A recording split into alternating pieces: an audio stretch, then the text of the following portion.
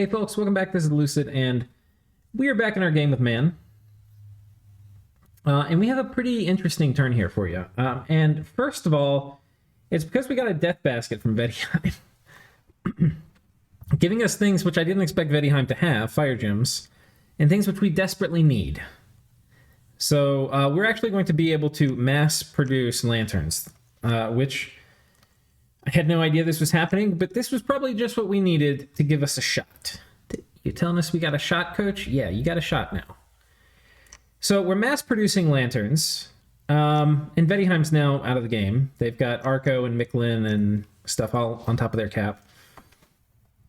Arco rolling out with a huge army of heavy cav. And yeah, we also get some really good events too. So some gold, some gems, and some more gold. And then Dark Knowledge, we found a very good magic site. The Tower of Seven Tombs, which gives us 2 death and allows us to summon the Dustwalker, which is a pretty good unit. So all in all, we got some pretty good stuff. We also got a hero this turn. So we got Bernald, Bernlad, the Green Knight, and he's got Regen, Glamour, and Immortal, and is stealthy, and has recuperation, and has Strength of Spring. So actually a pretty badass unit. Going to be regenerating 3 a turn, very high defense with Glamour. We can totally thug this guy out. And if he dies, don't care. He comes back. So that's pretty sweet. I think that's our first hero, unless I'm forgetting something. Yeah, I think that's our first hero, which he's showing up pretty late. Turn 35 when you take luck 3 is pretty goddamn late. Oh no, we got the vampire too. That's the other hero we got. So it's okay. We've also cracked Utgard's fort. If you didn't watch last episode, we had a huge-ass battle with Utgard, where he rode out with the last of his, with the Turbo Communion, basically. And now we are on top of his infrastructure, and the goal is basically siege this down as quickly as we can, which we're using mercs for. And I can't remember how many of these mercs I rebid. I don't think I rebid most of them. I think their job is mostly done now for sieging. And what I've got to do now is a few things. I've got to get my Dominion spread out here, and I've got to get temples built up, and I have to get my Mage Core out. We're really not... because we got the gold event, we're able to max out recruitment. But aside from that, we're not really able to. We got the Palisade coming up here. Oh, that was one of the things I did with the gold event, was put these Palisades up. And I have a nap with these guys, so I should be okay. Yeah, so that's basically what's happening over here. Don't know what's going on with this throne. I assume that's Arco's. Anyway, that's basically it. What we're going to do for this episode is we're going to watch the final storming, right, which will be fun. But aside from that, we're mostly done with the war with Utgard, and what I need to do in the game right now, in my opinion, is I need to tech up. I need to get my Dominion spread. I need like a little bit of time to actually like research. I'm way behind everybody because I had really bad fort timings because of this stupid war. So anyway, I had really bad fort timings. I need to get more mages out and have them research, not fighting, which what I've been doing. We're going to be doing a lot of blood hunting here because I can't remember, was it this turn or the turn before? I think it was the turn before. We got these guys, a Conjurer and a Circle Master. These are reasonably common to get. I mean, not like something to rely on, but it will happen, probably at least once in a big game. If you have magic scales and luck scales. So anyway, that's kind of nice. And I think we got them in this province that still had magic and had luck, like maybe one of Utgard's provinces or something. I don't think you get these a ton if you have magic and drain, which is what I have. But anyway, this is certainly a boon. So we'll be running around, taking this stuff, getting our Dominion spread, and trying to hit some tech milestones. I think before I would feel comfortable fighting anybody, I want to at least be able to do air elementals. And ideally, I can also do like Wrathful Skies and stuff if I want to. The other thing I get at this is Wailing Winds, which I'll be able to do with Banshees, and those are something I should have reasonable access to. So we can also kind of do Mind Hunt. I say kind of. Man can do Mind Hunt, but we're a little, I don't know. We're gem poor, so we have to make a bunch of gear to do this, and I don't know if we're going to get around to that. But yeah, just having access to Wrathful Skies traps can be huge, and doing Mind Hunt and Wailing Wind's also going to be really big for these big fights we have coming up. So anyway, that is basically it. Our first plan now is to stabilize, and then we need other people to get in a war, and then we need to pick the right side in that war. And I'm pretty sure position 1 right now is Midgard. So I'm pretty sure Midgard and I are friendly, but I'm rather worried about him winning the game. So what I'm trying to do is I want to get Miklin and Ulm to attack him, and I want Miklin to attack from this direction, and I want Ulm to attack from this direction, and I want me to attack from this direction. And I think if we do that, then it'll be Miklin, Ulm, myself, and Arco in the late game. The problem with this idea is that Arco is a free agent. The good thing about that is Arco wants people to attack Miklin. I mean, not Miklin. He wants people to attack Midgard a lot. So that would put Arco in the position of being the coalition whip. The coalition whip is the person who is not in the coalition, who is going to screw over whoever breaks it. But the coalition whip can also betray the coalition and backstab the coalition. So anyway, that would be what Arco's doing. Arco also, I think, has pretty good research. Arco's a contender, I think, for making big plays. They're probably in position 2, but maybe Ulm, because Ulm has a pretty sick late game. I feel like Miklin's far enough behind. Even though he's a blood power, I don't think he's in the top 3. I'm probably almost tied with Miklin, because Miklin doesn't have another capital either. Whereas Arco's now is working on his 3rd. Because I believe Arco got... Wait, here's my capital. Oh, maybe Ulm got Joman. I thought Arco did. Maybe Ulm did. Okay. So I'm not exactly sure of the rankings, but anyway, that's our plan. I think... I'm patrolling something out. I don't know what I'm patrolling out here, but I'm patrolling something. I think we're going to have I want to get this forted too, just because it's a high-income province, and this, if I can. It's not great for resources, but I just want to have my high-income provinces forted, even if I don't upgrade them. So anyway, that's basically it. We're going to go speed through the rest of the turns. I mean, next turn we'll kind of watch, but we're going to kick this into gear as we get moving forward. Because I'm about to go into a bit of a hibernation stage. Oh shit, I'm missing one turn. 1 second. All right, and I think I found it. I don't have the turn orders in for this. We have a message from Utgard. Oh shit, I wrote a message to him. Let me go back and find it.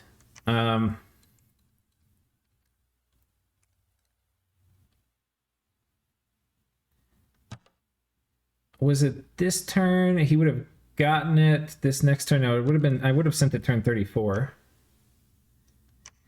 So I wrote a message to Utgard, and I said, to think this all could have been avoided. There were several times in this engagement where we could have had peaceful terms. After you took the province I originally took from you, a lucky win. In test games, you were losing that about 90% of the time. I would have given you very favorable terms for peace. Later, after your army completely died diving into my cap circle, I again would have peaced out with you, and you could have finished expansion just fine.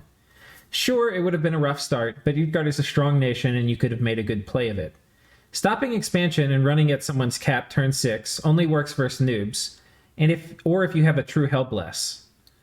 You say you've never won a game that you didn't snowball at the beginning. Playing like this, I understand why. I've never won a game where I stayed long in unprofitable wars. In that sense, this conflict may have doomed both of us.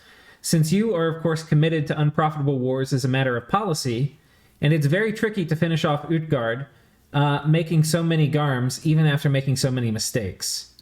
I will say, given the general bad strategic decisions you made in choosing to run at my capital turn 6, tactically, you did manage to make this painful for both of us. So in that sense, well played. I also quite liked your build and learned some things from it. Good game, dude. And then apparently gibberish at the end. So anyway, I was really, I've been, you know, you've been watching this, right? I've been salty about this war. But hopefully, my hope is I can turn Utgard from being a forever war player into being a normal diplomacy player. I guess that's the point of this message, is there were many times in this, like, when he lost, okay, I can understand after taking this, but like, okay, maybe I won this fight against the PD dump, maybe I can go run at man. I think his Bliss is still too weak, and he gave up too much in terms of expansion to do that. I think it was a bad play. I think he should have just said, hey, okay, well, you've been kind of crushed. I'm going to take all 3 of these now, and we can have a nap. And he would have known after doing that I probably would have accepted, and I probably would have, and I would have hated doing it. It would have been a great deal for him. So I think diplomatically that would have been a great call for him to just get this whole favorable border. Anyway. Yeah. So I think that's probably the first move. After he lost his army attacking, he 100% should have sued for peace. And he would have been fine. Like, if you look at it, there were so many opportunities for him. Vettiheim got munched. He could have participated in that. There was a coalition shortly thereafter against Arco, where it was Ulm and I forget, somebody else coalitioned Arco, and Arco was like, okay, well, I'm just going to give this territory to Ulm to get out of the coalition. Well, he could have gotten back very favorable terms, possibly with Arco, and gotten all this land that... This wasn't land that Arco raided from. This was land he should have gotten during expansion, but didn't. So he could have gotten a lot of this back, maybe even gotten this throne or something. And then he could have made a big play once he had this Turbo Communion online, which we all got to see. All right, this was last episode if you missed it. So there were a lot of things he could have done. But being a forever war is just not a good way to play the game. It's a really bad way to play the game. The only time I think it makes sense is when you have no shot of winning. Which... to say on turn, 8, turn 6, he all-ins me, which was a bad idea. There's a chance it could have worked. It wasn't, 0 probability, but it required lots of luck and fuck-ups on my... I would have had to have fucked up, and he would have had to have gotten lucky. Which, he got pretty damn lucky. But, anyway. Yeah, I think there were a lot better plays he could have made. But...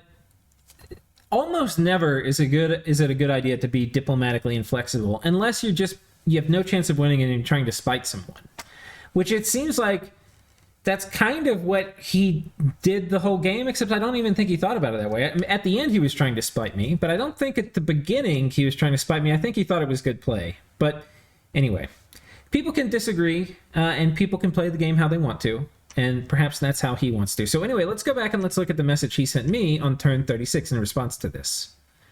So, turn 36, we have a message from Utgard. I appreciate the time you took to write that message. I really should have taken a few steps back when my early attack failed. I would have needed Horde of Skeletons and Turbo Communions a lot earlier. I guess I had too much faith on the tree as an early game weapon. You pulled a great defense too and predicted every move correctly. The reason that I predicted every move correctly is because his moves were very easy to predict. And not because he, should have done things different. It's because he put himself in a desperate position. And when you're in a desperate position, you do desperate things. And the desperate things are usually pretty easy to guess what they are. So, yeah.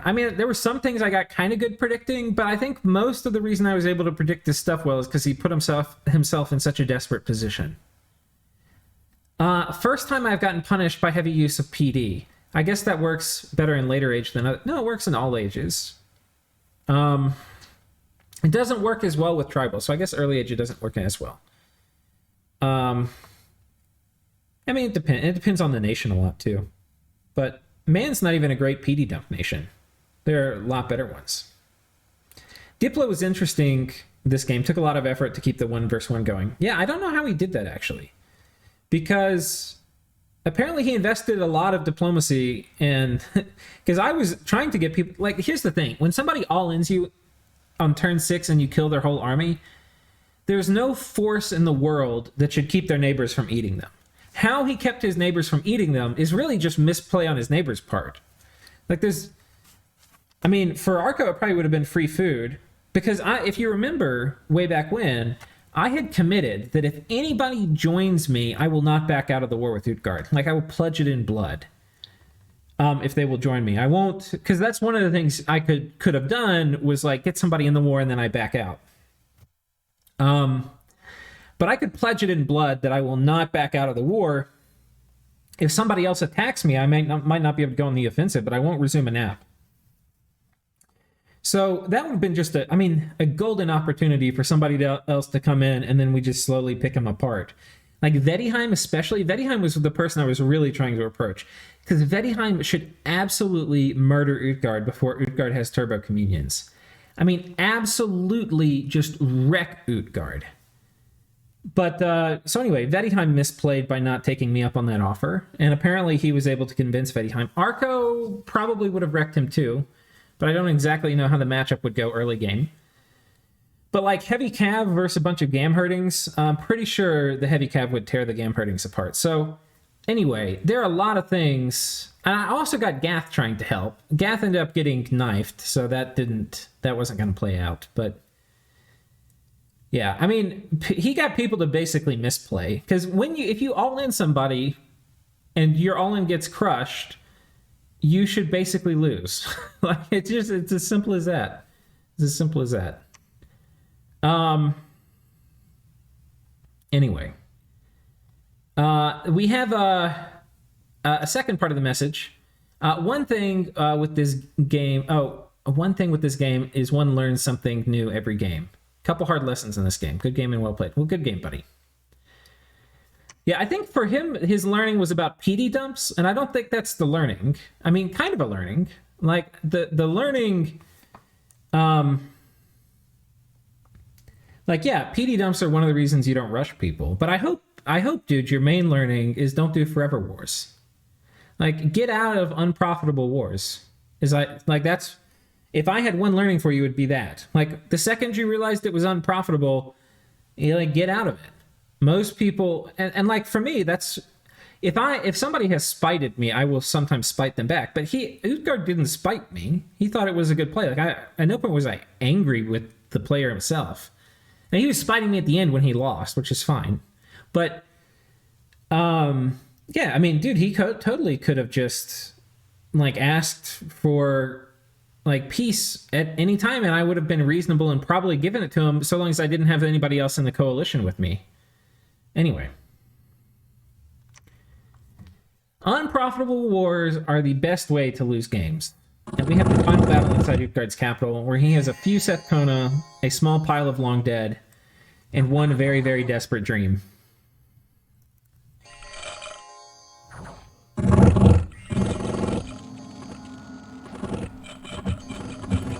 Banishment coming out. Undead not quite able to make it to the front lines. We have flaming arrows. And how this is probably going to work is this turbo communion. This is a normal communion. So these guys, I think it's a 4 and 4, if I had to guess. Yeah, 4 communion slaves, 4 masters, something thereabouts. This will burn out, most likely. Especially because he didn't get Power of the Spheres off. So, almost guaranteed that this burns out. So we're probably just going to sit here and shoot at it until it burns out.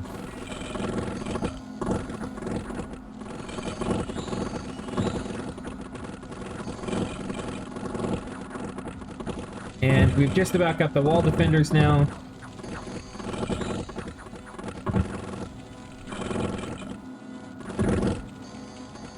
And the communion's burnt out.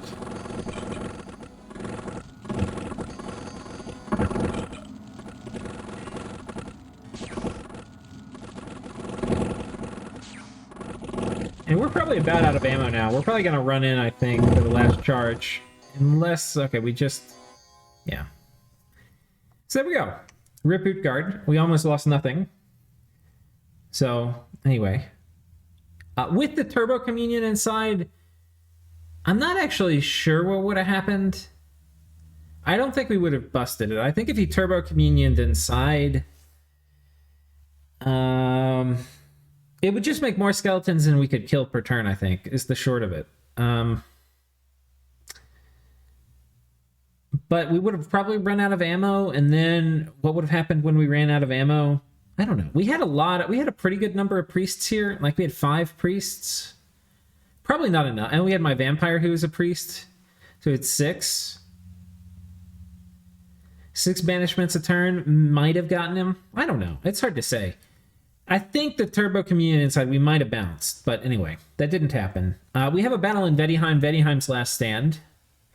Vettiheim sadly got kind of rolled over. And part of that is because these elephants are actually really good against Vettiheim. It's one of Vettiheim's like main weaknesses is tramplers. Though, Vettiheim does have ways to deal with them. But they require you to be a Jedi. And I don't think this Vettiheim was a Jedi, unfortunately. So,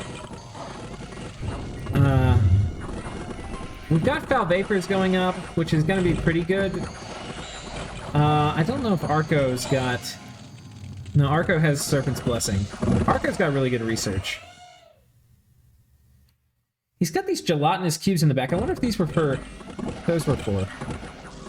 I guess for, like, flying and attack rear thugs or something? I don't know.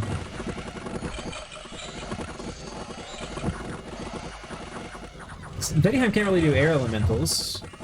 Not really sure what they would be for. And the flaming arrows are just coming in. Flaming arrows, by the way, are one of the things just punishing to Vettiheim, because Vettiheim usually wants to do bark skin, and that just completely negates the bark skin. And then they've got Gifts of Heaven coming down.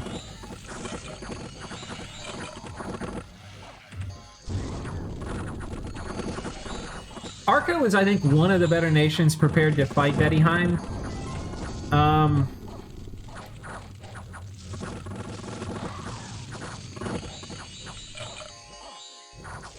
And Vettiheim did a lot of the stuff they're supposed to do. Like, they're really fluffed up back here. They've got Moss Body and Body Ethereal. Which you had to script all these things. This isn't the off-script casting. I think by this time, if you're playing Vettiheim, you have a few options. One is Super Combatants. And that might be a little early for Vettiheim. Like, they've got this dude. Oh, this is their god, a Bog Mummy. But... you know, Gifts of Heaven are kind of going to have something to say about that. The other option, I think, is like doing a fatigue play with Chaff, I think would kill Arco here. Though elephants are generally pretty good against that. So I don't know, there's options, I think, if you're playing Vettiheim for what to do against Arco. It's a tough matchup, though. So I don't know. This was a pretty good last stand. But I think, and even when we look at the battle, I don't think much died here. I think when you look at it, oh no, they killed a good bit. This is a pretty good last stand. Way to go, Vettiheim. I mean, there's a ton of mages and stuff, so gold-wise, it wasn't a great trade. But I mean, it was a pretty valiant last stand for the capital. I think a lot of this has to do with like what research you have, and having enchantment 5. Probably not enough. You probably need enchantment like 7. Or enchantment 6 to start doing the fatigue plays. If you do that and you have Skelly Spam, you have potentially a chance. So, anyway. Kind of cool fights. We got 12 air gems, which is nice. It's going to be some bows of war for us. One of the things we need to do is we need to get some hammers going. So we've got 1 hammer. I've been making more. I think we made a hammer last turn. We're going to be making another one. I don't know if we're making another one this turn. Probably will wait. But we're going to start getting bow of war production. I found a scout from Ulm. The other thing, Ulm has told me he's going to attack Midgard, but nothing's really happened yet. Like, once I see... part of it is Ulm could be worried about me, like, betraying him. But I don't know. I think it has to do with, like, who perceives who as being strongest. And I really don't perceive... First of all, is that, like, I know the player Midgard is really good. And I'm pretty sure they're well set up to win because they had this first war where they basically had no resistance. And they expanded really well. They have some of Miquelin's stuff too. They're just, I think they're significantly bigger than everybody else. And the player's really good. So I'm pretty confident. I'm diplomatically flexible too. Like, I'm not super committed against Midgard, but I'm pretty sure that's the next war I want to have. I'm pretty sure. Certainly things could arise, like somebody could attack me or somebody could piss me off or that somebody could be throne rushing or something, right? And I will switch from that in a heartbeat. But I'm pretty sure this is what I need to have happen. The difference is Ulm hasn't really had, like, I've been in this grinding conflict for 30 turns, right? And Ulm basically has been sitting around. He just vultured for free Joma stuff from Arco. And otherwise hasn't been fighting and is just sitting, basically been camping out all game.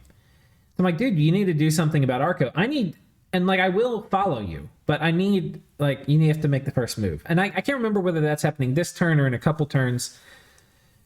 But anyway, that's what needs to happen. Here we are going to be building a temple. I don't think I've claimed this throne. I can't remember. But there might be no, I don't have any more thrones to claim. So anyway, we're going to be moving some of these guys over here to finish sieging this up. My main thing I need to do now is preach. I've got, I'm a scales nation. I need to get my scales all up in here, right? So we're going to get scales in all this territory. And that would be very, very nice. So we're going to go do that. Let's go ahead and pull up turn 37, where I've actually got my move orders in. Turn 37.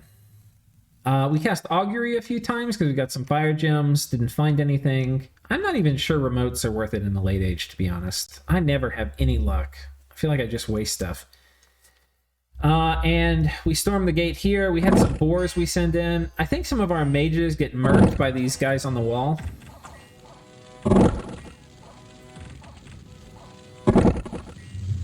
Yeah, the boars clog the gate up for a second and run.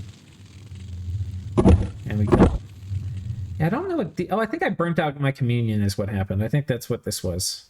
Anyway, that's too bad. That was a mistake. We got another lab, our second lab of the game. And we got a winged helmet, which is a super good item. So winged helmet is an air booster, which is kind of sick because it allows me to make more winged helmets if I need to. I don't know where I put it this turn. I put it here. We're site searching. So anyway, Utgard has now been permanently defeated. Everyone pour one out for Utgard. Good game, dude. And yeah, we're setting people to research. We're trying to preach and get our dominion up. You can see we're doing a ton of preaching. We're going to be moving guys out to preach. The way I'm thinking about it is I need to get my dominion in here. I need to get like a bit of it preached. And then I need somebody to make a move against Midgard or to at least be committed. And like, I need to see, like Miquelin has kind of said they're going to do it. I don't know if they're going to. Like if Miquelin also got beat up a little bit, really the impetus is on Ulm to make some kind of move because he's huge. And everybody is worried about Midgard. Like, Arco's worried about Midgard. I'm worried about Midgard. Everybody's worried about Midgard. And Ulm is the person who hasn't done anything, is playing an extremely strong nation, especially since he has a lot of Rangers of Ulm, has a very specific timing window he needs to try to hit, like before Storm and Arrowfin come out. He needs to make a play, as do I. So we need to get going. I'm thinking in like 4 or 5 turns I can attack. If Ulm goes sooner, I'll attack sooner because I can raid along this border. And I will.